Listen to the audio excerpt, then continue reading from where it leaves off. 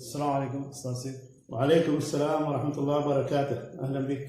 معك برنامج سلبي الجماهير، كلمة تقدمها للاعيبة الفريق وجمهور الفريق. نعم، نتمنى من الفريق في المباراة القادمة إن شاء الله أن يبذل المزيد من الجهد واللعب الطيب حتى يصعد إلى المباريات التالية إن شاء الله، ونطير أن تساند هذا الفريق الطيب كما عودونا نتائج طيبة ووقوف جميل من الجماهير مع اللاعبين إن شاء الله. إن شاء الله. حياك الله يا أستاذ ناصر، كلمة تقدمها للفريق وجمهور الفريق.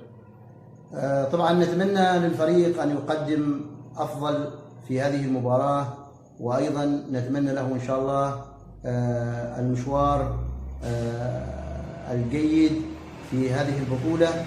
وفريق المزار ليس بغريب من خلال البطولات السابقة حقيقة في تقديم مستويات عالية جدا، وأيضا يمتلك لاعبين ذات مستوى عالي جدا. نتمنى إن شاء الله أن الكابتن والجهاز الفني أن يقرأ هذه المباراة لأنها مباراة مهمة، وأيضا نتمنى من الجماهير الوقوف المشرف خلف الفريق في هذه المباراة. جزاك الله بالخير شيخ عابد. راعي تفضي الفريق المزار.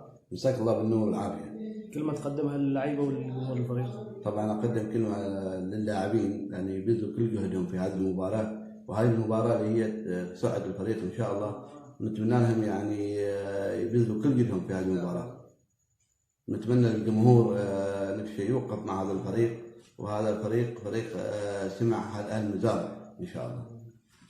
باك يا الحبيب، مساكم الله بالخير جميعا. حبيب قلبي، موعدنا ان شاء الله السبت ان شاء الله في نادي قريات الساعة 6:45 والملتقى هناك 200.